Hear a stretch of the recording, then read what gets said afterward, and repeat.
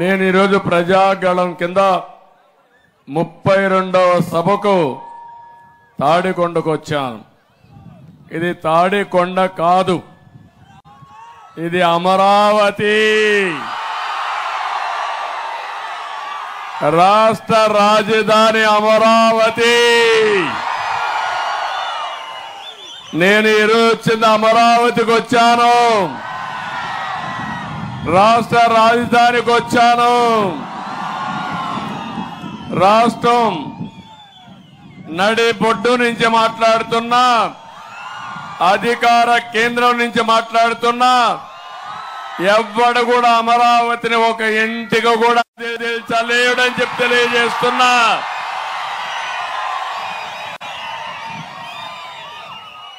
ఒకే విషయం గుర్తుపెట్టుకోండి, నడి బొడ్డు నుంచి మాట్లాడుతున్నా, అధికార కేంద్రం నుంచి మాట్లాడుతున్నా. ఎవ్వడు కూడా అమరావతిని ఒక ఇంటికి కూడా కదిల్చలేడని చెప్పి తెలియజేస్తున్నా.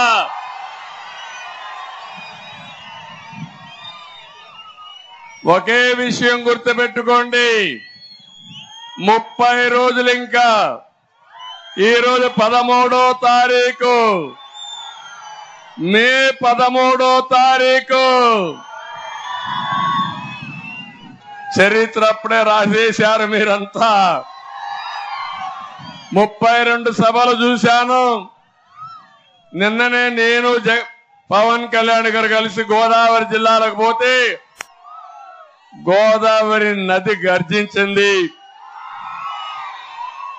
ప్రజల యొక్క అభిమానం చూశాం. ఒక్క సీటు కూడా వీళ్ళకి బోణి అయ్యే పరిస్థితి లేదంటే అది ఈరోజు వైఎస్ఆర్ కాంగ్రెస్ పార్టీ పరిస్థితి. నేను ఈరోజు తెలుగువాడు గర్వపడే విధంగా దీన్ని తయారు చేయాలని ఆ రోజు నిర్మాణానికి శ్రీకారం చుట్టాం.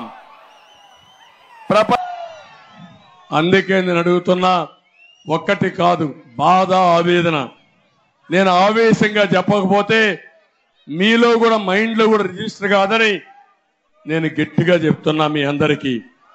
ఎవరైనా కనీస ఇంగిత జ్ఞానం ఉండేవాడు 10 కోట్ల రూపాయలు పెట్టి ఖర్చు పెట్టిన ప్రజావేదికను కూల్చేస్తారని అడుగుతున్నా. ముఖ్యమంత్రి అయితే ఒక మంచి పనితో కార్యక్రమాలు స్టార్ట్ చేస్తారు. దుర్మార్గుడు ప్రజావేదిక కూల్చేసి పరిపాలన ప్రారంభించాలంటే ఆ రోజే అర్థమైంది ఈయన మైండ్లో సరిగా లేదు, ఏదో ఉంది అని ఆ రోజే నాకు అర్థమైపోయింది. 5 ఏళ్లు ఇట్లే పరిపాలన ఉంటుంది అనుకున్నాను.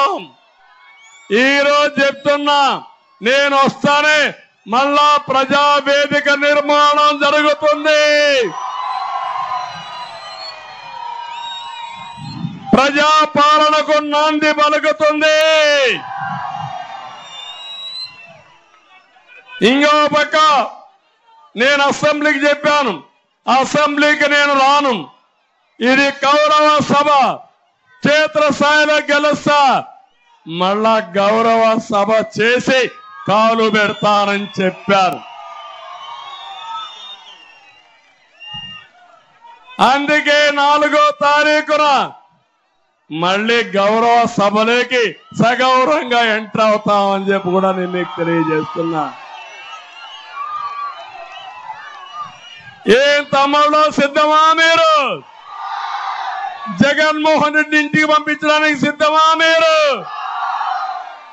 నిన్న ఈరోజు మీటింగ్లు పెట్టారు.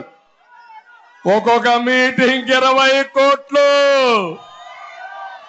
1500 బస్సులు, బిర్యానీ ప్యాకెట్లు, quarter bottle, half bottle liquor తాగేసి పడుకున్నారు. కానీ ఎవడో మీటింగ్ లో కూర్చునే పరిస్థితి, పారిపోయారు. ఈ రోజు నేను చూస్తే స్వచ్ఛందంగా ఎక్కడికి పోయినా పెద్ద ఎత్తున మీరు వస్తున్నారు, ఉత్సాహంగా వస్తున్నారు. అవునా కాదా? మన మీటింగ్లకి ఆయన మీటింగ్లకి వ్యత్యాసం అది.